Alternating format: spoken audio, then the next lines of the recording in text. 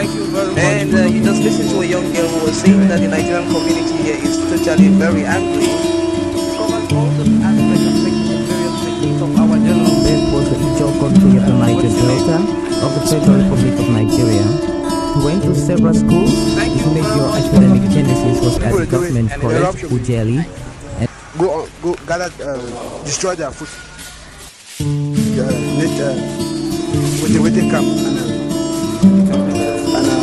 that other camp, don't go camp. You don't compensate everybody. But so in its key generation sometimes. Today our focus will be on the style of H.E. Clark, a poet and writer, and we shall also be very interested in his point Akmo dancing. Some lives are meaningful, some are empty. There are lives that are meaningful, with too much meaning and riches to offer humankind. You know, after some of these earthly adventures and no more, one can still find footprints of these great lives on the pavements of our contemporary life. Good evening, you're welcome to the program Green Planet.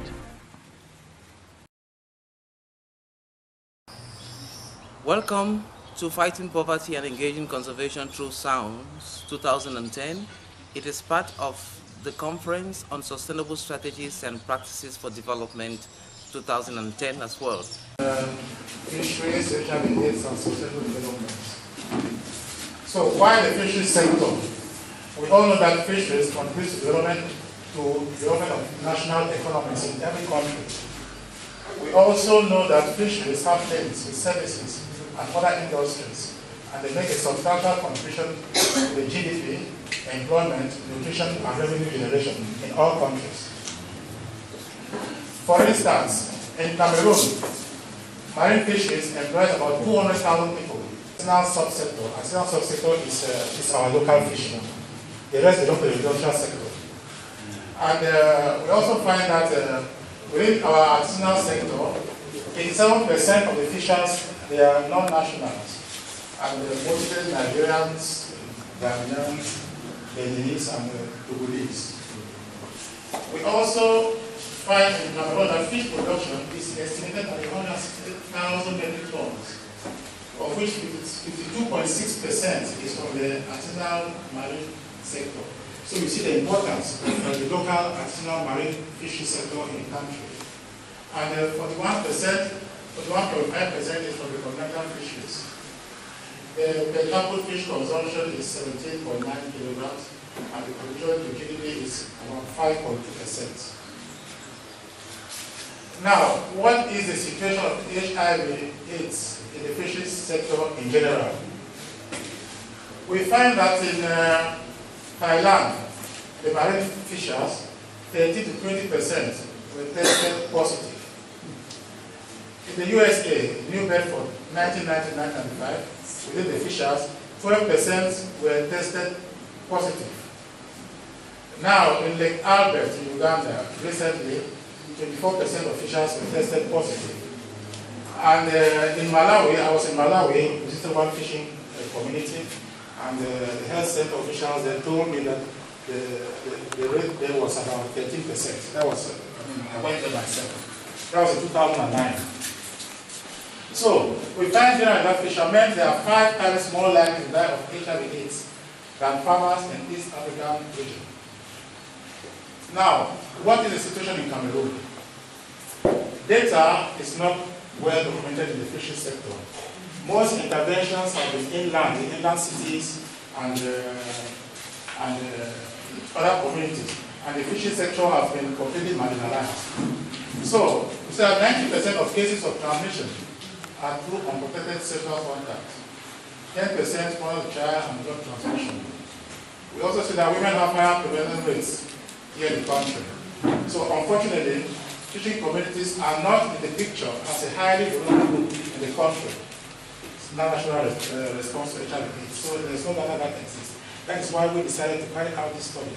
You have seen for yourself in other fishing communities how the rate is very high. And here we only say, oh, people are dying every day, and when they die, we link it to witchcraft, to poisoning, and so on and so forth. So we need to carry out in-depth studies and do zero tests to really already know what the situation is in our own country.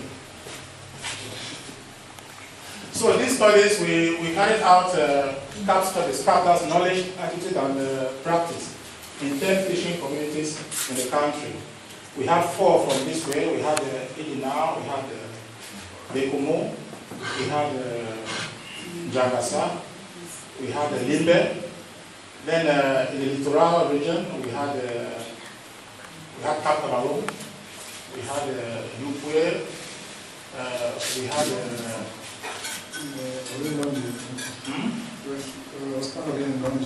Donji, that was the stars of the south, Donji and Yoyo, Diako, all those important fishing communities. So we carried out these studies. The first study was on the general population. And these are some of the findings. We found out that there was incomplete knowledge on the mode of transmission, and there were misconceptions of witchcraft and mosquito bites.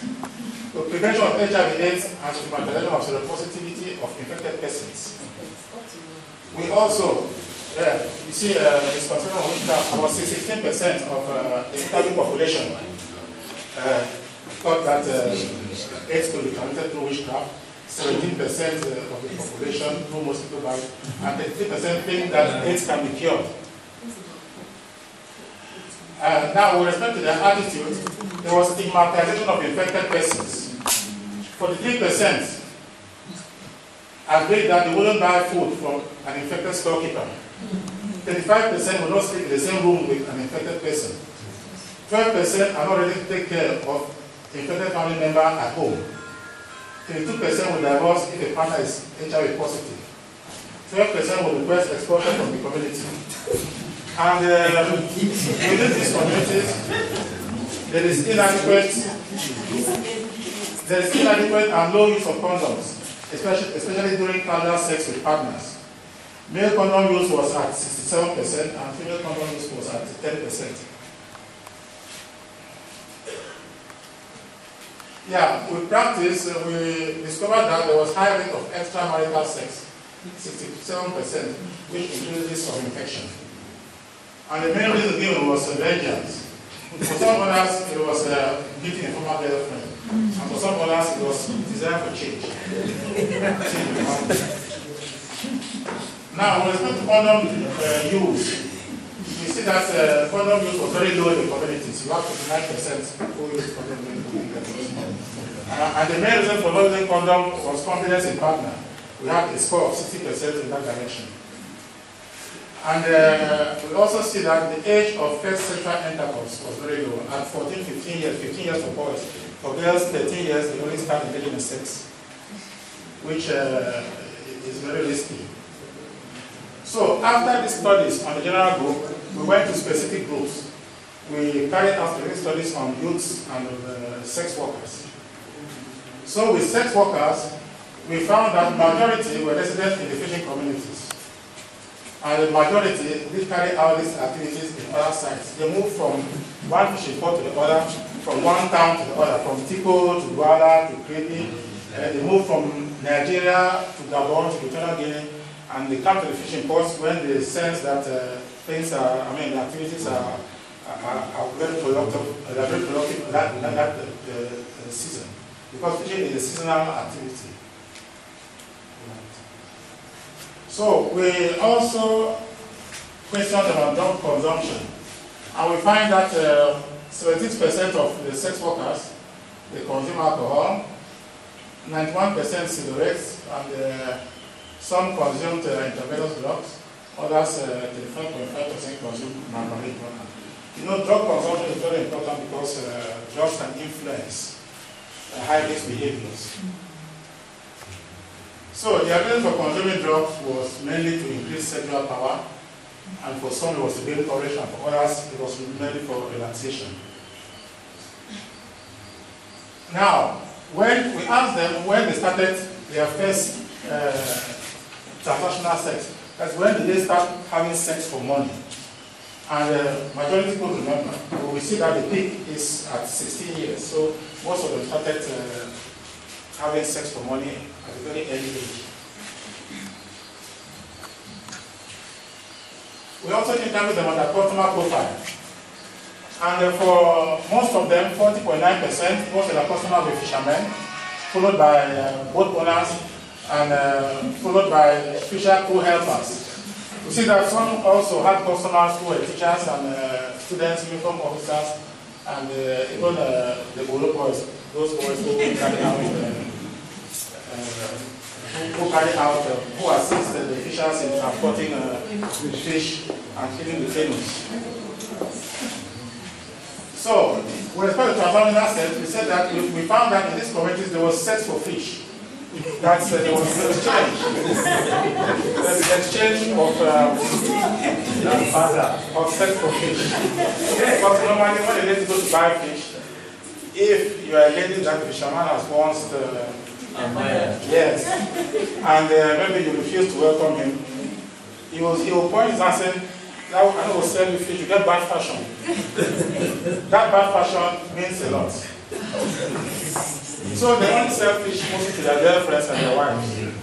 So for the 2.8% do have sex. They accepted that do have sex with fishermen in exchange for fish. And their main reasons was lack of operational funds, the need for better living conditions, fish scarcity, and family problems. Now, accidents with condoms. 33.7% accepted that with non-paying partners, maybe their friends, they had accidents. Sometimes the condom came off, sometimes it got torn. And with paying partners, 8.3% accepted that sometimes the condom gets off and sometimes it bursts. So with female condom use, we find that only 69.9% have not used the female condom. And when they were asked reasons for no use of female condom, we see that most of them, the 8%, they didn't know where to find it. So they have a problem with access to female condoms. That's one of the reasons why most of them don't use female condoms. Don't have access.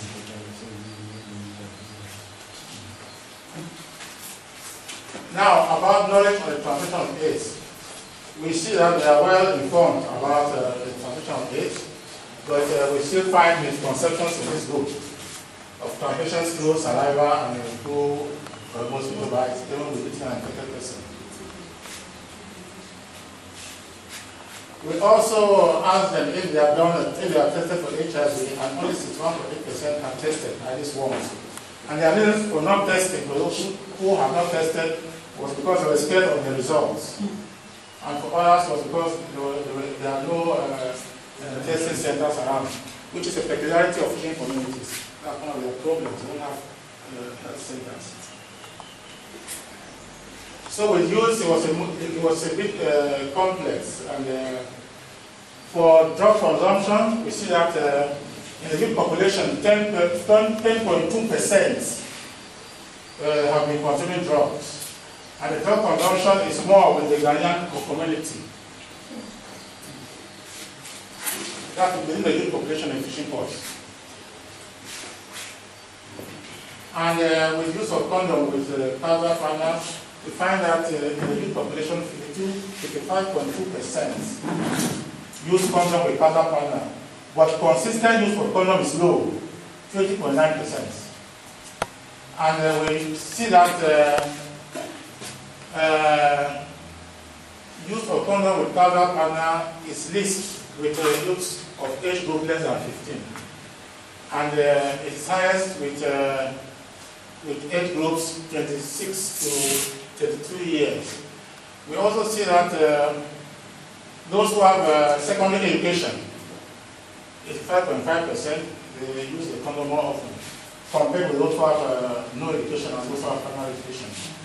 And we also see that condom use is higher for the Nigerian community, for the Korean and Nigerian community, compared to the Ghanaian community.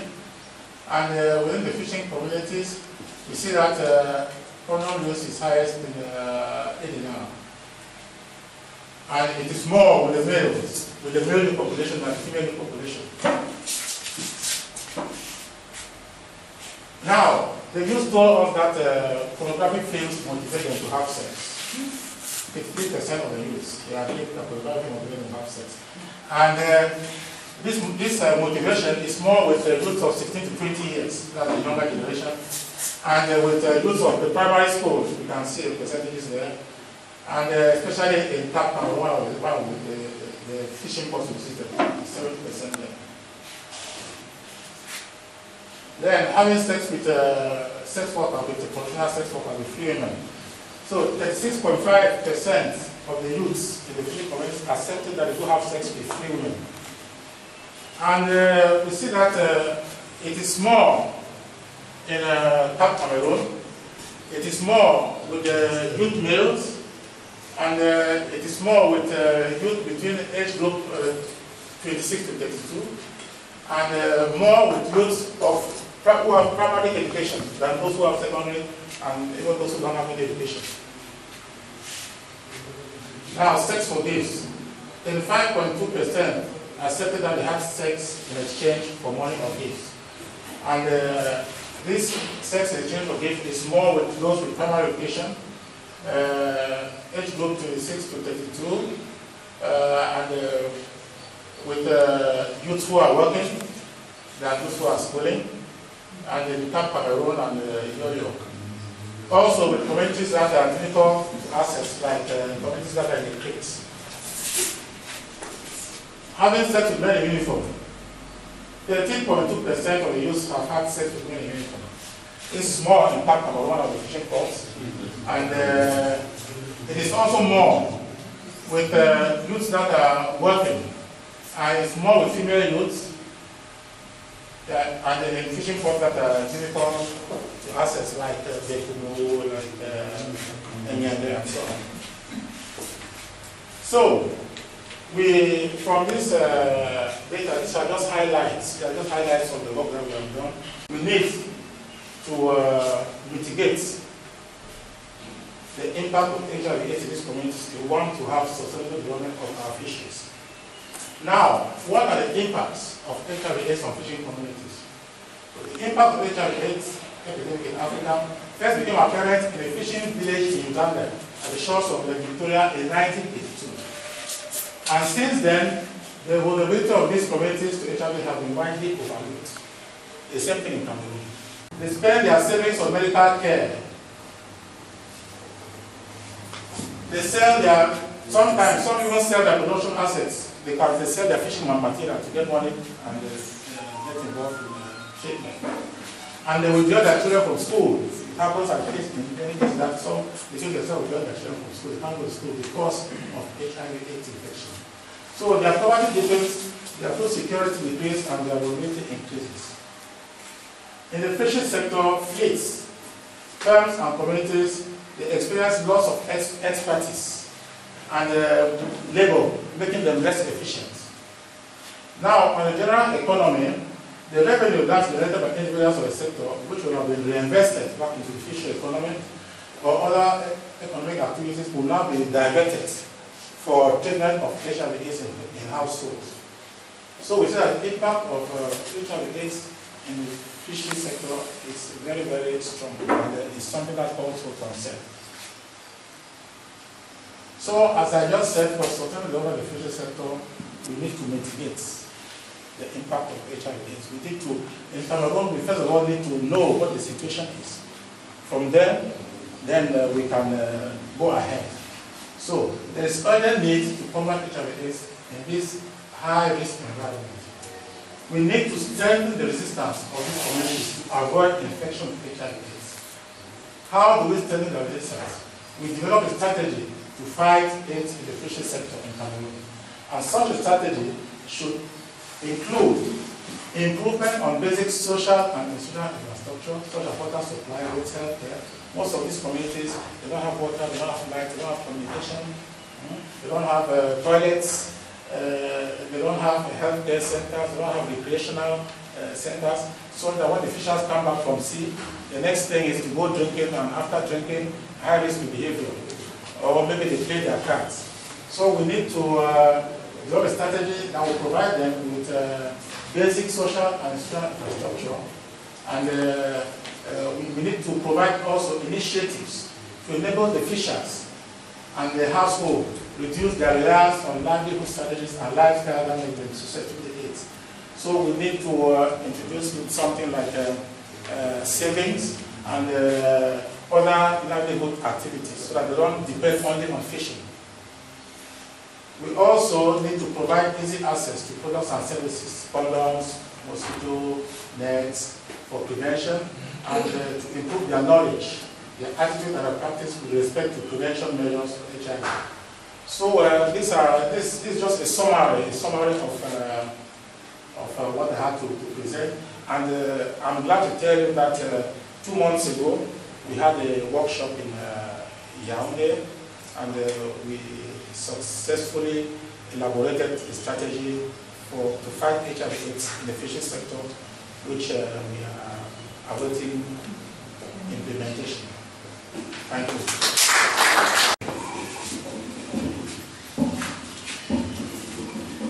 Now the floor is open for questions. Okay.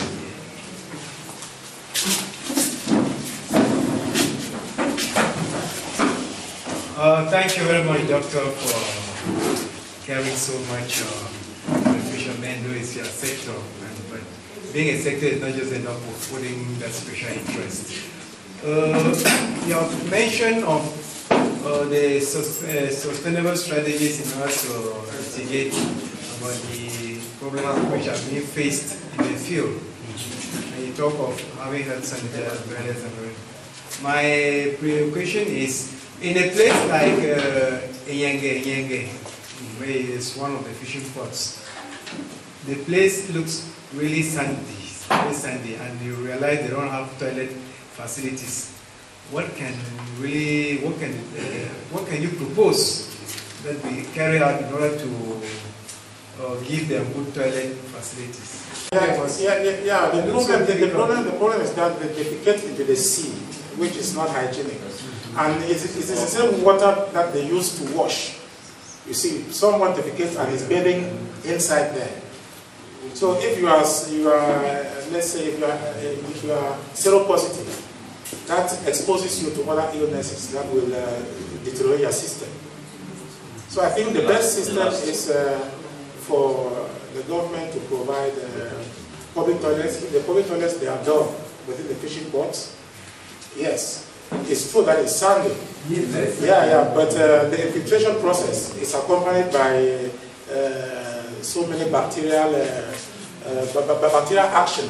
You see, that detoxifies and that purifies to some extent. You see, within the waste. Is it easy to do the digging with that sandy? They have wells. They have wells. Yeah, they have wells. You can dig wells. How much less?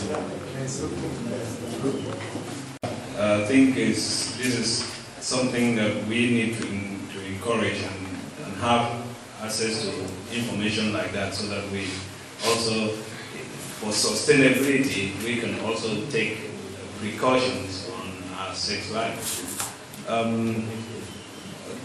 When you propose strategies that can be taken in order to, control this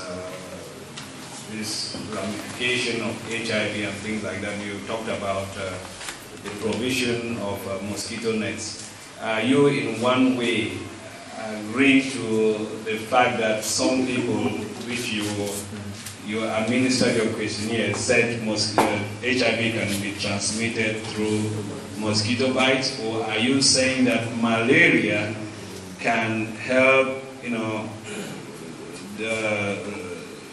rupture the immune system and as a result speed up the effect of HIV? I would like to know that. Just as you've said, if you are seropositive, you need to take a lot of vaccines to avoid infection. So malaria is very, very predominant in the fishing ports. You know it very well with all the poor sanitation. So giving the mosquito nets will help those who are infected. It will help them because it will try to reduce the rate of malaria infection. On sexual habits. Yes. In those areas, there was one of the piece of data was on sexual relationships with men in uniform. Yes. What motivated that particular data, and from the results, what do you think, what were your conclusions from the results? Well, it's a very mobile community. We have a lot of transborder activities. So, and they meet customs, they meet police officers, they meet gendarmes, and most of them testify that sometimes they need to sell their sex, maybe to have access to go across, or maybe if you are in Cameroon, maybe you need to give yourself maybe to a policeman for him to assist you in making your documents, and so on and so forth. So that's what motivated us. Thank you very much. Thank you very much, Dr. Yongbi. HIV/AIDS remains a very important malady in Cameroon, and it affects a great segment of the population in Africa as well. And we were conducting this conference in a coastal town, Limbe, where the prevalence of the disease is also very high due to tourism and other factors. And we thought it was necessary to get the research of IRAD and its director, Dr. Chiambeng Yongbi, on the subject. It was very relevant because we are dealing with a wide range of coastal villages around this area. We have Batoke, we also have Wovia, Botaland, and all the Bakingili, and all these areas that primarily are based on fisheries and that have a lot of fishermen who go to stay in different other port areas and probably help to spread the diseases, and generally are not very faithful to their wives because of the fact that they have multiple partners. And so the trend that HIV/AIDS it's probably having on the coastal communities here is probably useful in understanding or in mapping out strategies to reduce the disease and its prevalence in this area, and to step up a more healthy population that can help in the fight against poverty or in improving employment in the fisheries sector. Because if our fishermen all die and if their women are also infected, then it is clear that the artisanal fisheries will always shrink, and the more it shrinks, and there's a reduction of access to proteins, and probably it becomes a lucrative market for foreign direct investors that may not necessarily be impacting positively to our dietary preferences or our access to proteins. So in a way, we needed to understand what happens and the trends, and I think that the contributions of Dr.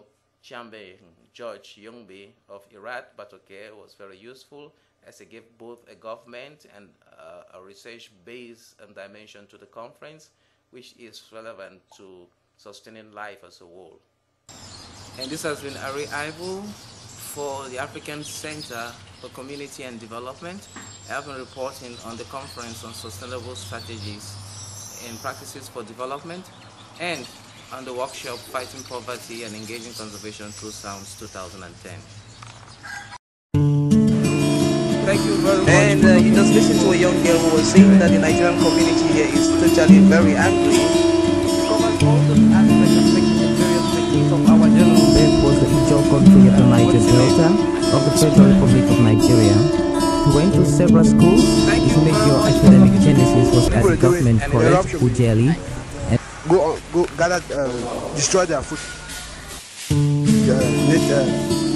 With the camp and